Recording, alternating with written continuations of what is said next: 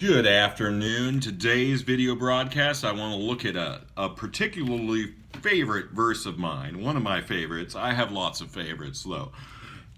But 1 Corinthians 15:58 says, "Be steadfast, immovable, always abounding in the work of the Lord, for you know that your labor in the Lord is not in vain." And so I want to just talk about that verse. And sometimes we may feel like what we do for the Lord is insignificant. We may not have a large ministry. We may not be preachers or Bible teachers at the church.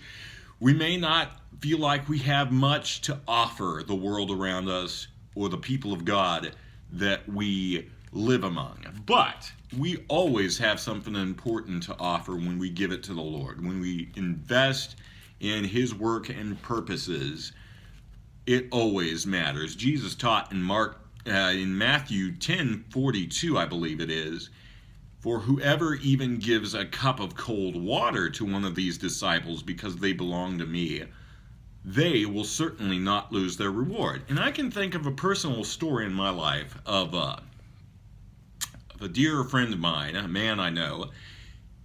He's always wanted to have a larger outreach and a ministry for the Lord, and he's wanted to touch as many lives as he possibly can. But I can recall back when I was dealing with a lot of stuff, a lot of brokenness in my own life, he was willing to listen and just be a friend and give me advice through that season of hardship. And you know what?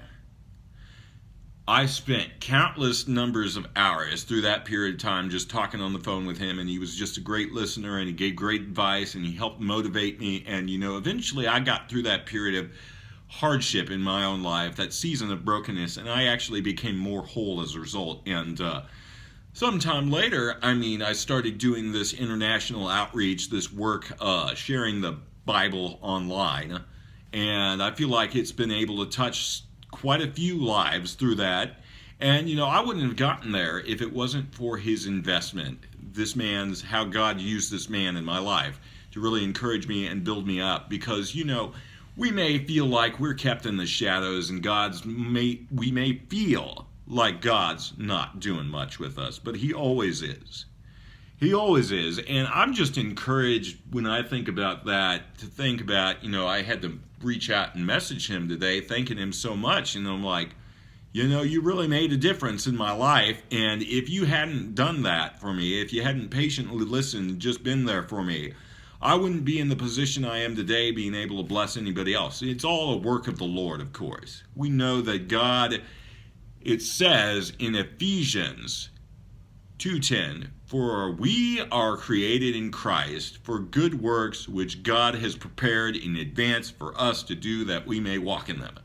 Meaning God has prepared a whole bunch of good things we can do throughout our lives to glorify Him and to serve His cause as we go through life. If we're just willing and obedient and yielded to Him, we will not miss those opportunities. We don't want to miss those opportunities. We want to be the reason for somebody else's joy, happiness, wholeness, and reaching the true potential God has called them to be. You may not feel like you've made much of a difference. Some people might say, "Well, I'm just a father, just a husband, some people might say that." But as long as you're the best at what God has called you into, if you treat your wife well, if you love your children as best as you can, and if you just reflect Christ's love to them, you're making a difference. Even if you're just an ordinary person, you may just be at an ordinary job, you can still make a difference for the kingdom of the Lord and for Christ and His message, His gospel. You can just be a light wherever you're at. And that's my encouragement for you all today, that no matter where you find yourselves, whether you're a pastor on Sunday or whether you're just working an ordinary job, just trying to make ends meet, just do it for the glory of God. It says, whatever you do, whether you eat or drink, do it all for the glory of God. Meaning, there is no thing that we do aside from sin. Sin is never a go.